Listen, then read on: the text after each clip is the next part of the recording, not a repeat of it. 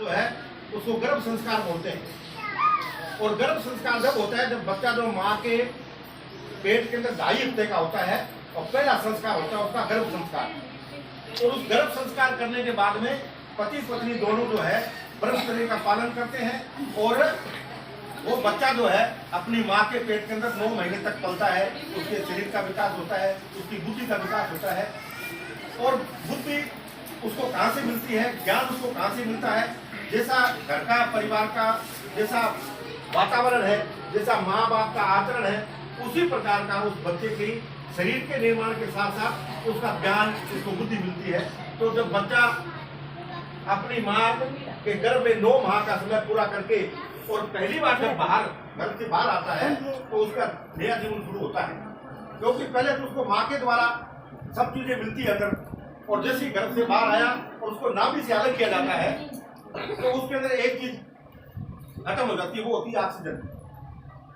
और जैसे ही बच्चा पहली बार नाभि काटने के बाद जैसे ही बच्चा जोर से रोता है तो उसके शरीर के अंदर हवा प्रवेश करती है।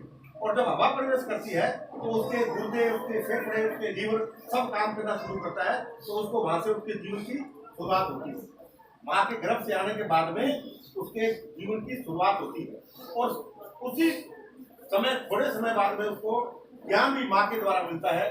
जब बच्चे को भूख लगती है और बच्चा जब रोता है तो माँ के स्तर में पहली बार दूध पैदा होता है। और माँ जब पहली बार बच्चे को अपना दूध पिलाती है तो ये बच्चे को पहला ज्ञान होता है। बच्चे को ज्ञान क्या हुआ कि मुझे भूख लगी और माँ ने मेरे को दूध पिलाया। तो ये उसके जीवन की यहाँ से शुरुआत है। और माँ जो है उस बच्चे को अपने सानिध्य में रख करके उसको दूध पिला करके उसकी सारी कुछ जितनी भी उसकी आवश्यकता है वो माँ पूरी करती है और बच्चा जवान होता है। तो ये पहला संस्कार जो था। और आज जो संस्कार इसका हो रहा है वो इसका नामकरण संस्कार है। तो आज हम सभी लोग एक बार जो है इसका नाम करेंगे। उससे पहले हम एक बार प्रगट जी को हम थोड़ा नमन करेंगे। समय ज्यादा हो गया, मैं समय बहुत कम दूंगा। एक बार सभी लोग अपने अपने हाथ जोड़ लीजिए और मैं बोलूंगा, आप जिनको बोलना है वो बोलना, बाकी सुनना और सुनने का प्रयास करना।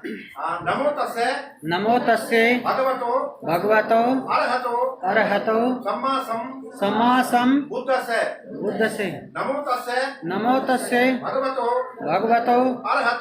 अरहतो सम्मा बुद्धसे नमो तस्से भगवतो अरहतो सम्मा बुद्धसे बुद्धं शरणं गच्छामि धम्मं शरणं गच्छामि संघं शरणं गच्छामि द्वितीयंपि बुद्धं शरणं गच्छामि द्वितीयंपि धम्मं शरणं गच्छामि द्वितीयंपि संघं शरणं गच्छामि तत्यंपि बुद्धं शरणं गच्छामि तत्यंपि धम्मं शरणं गच्छामि तत्यंपि संघं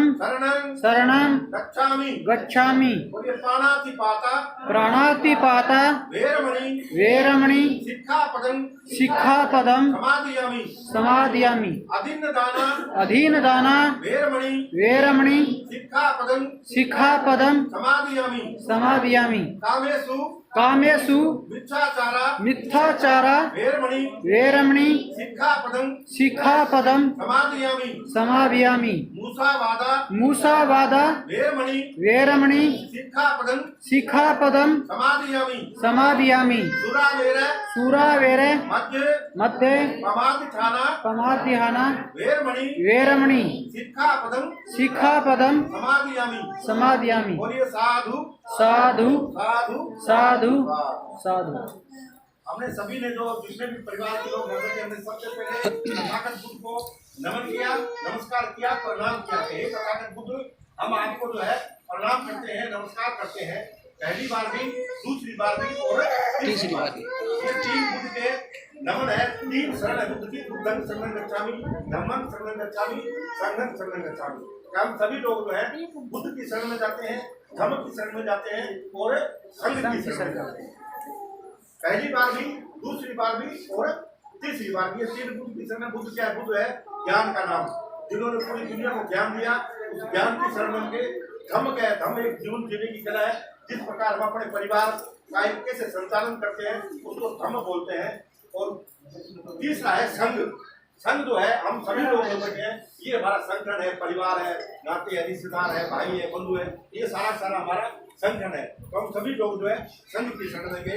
ये 3 फुट की शरण है। और 5 शील जो है पाणाति पाता वेरमणि सिक्खापदं समादियामि, अदिन्नदाना वेरमणि सिक्खापदं समादियामि, कामेषु मिच्छाचारा वेरमणि सिक्खापदं समादियामि, मूसावादा वेरमणि सिक्खापदं समादियामि, दुरामेर मद प्रमाद खाना वेरमणि सिक्खापदं समादियामि। ये 5 शील तथागत बुद्ध ने हजारों वर्ष पहले हमें दिए और इन शीलों का हम सभी लोग पालन करते हैं कि किसी भी जीव की हत्या नहीं करना, चोरी नहीं बोलना, झूठ नहीं करना, हिंसा नहीं करना, किसी की चुगली नहीं करना, किसी की निंदा नहीं करना।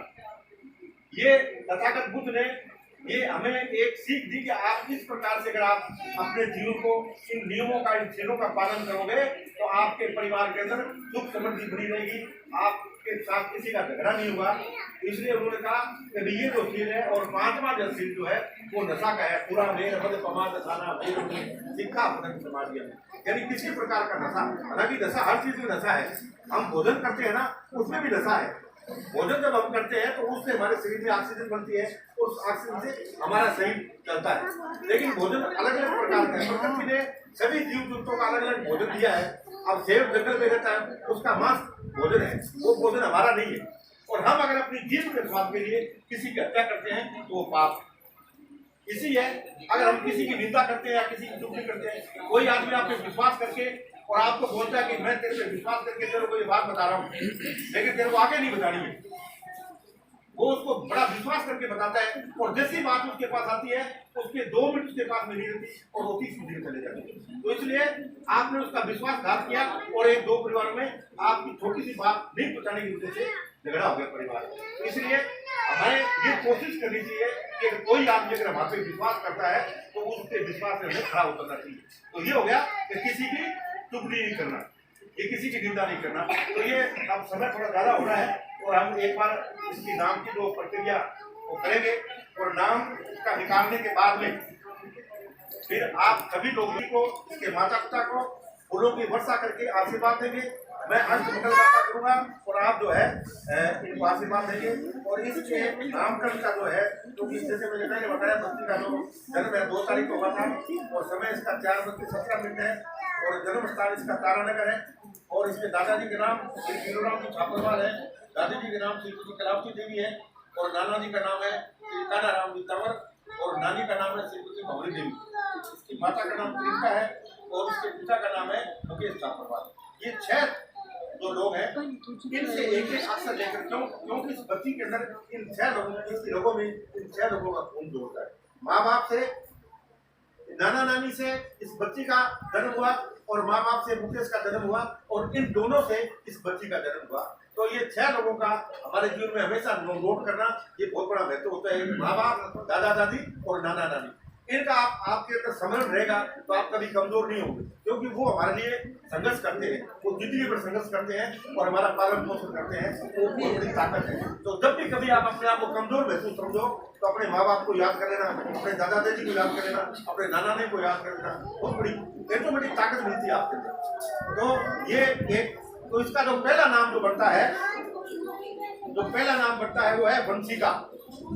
दूसरा नाम है इसका कोमल, तीसरा नाम है कामिनी, चौथा नाम है मनीषा और 5वां नाम है नीतिशा, 6ठा नाम है भूमिका और 7वां नाम है परमीला। ये तो 7 नाम जो है ये है। अब आपने दोनों में से अगर कोई तय कर रखा है तो उसको भी अपने सहमति देंगे, देख लो।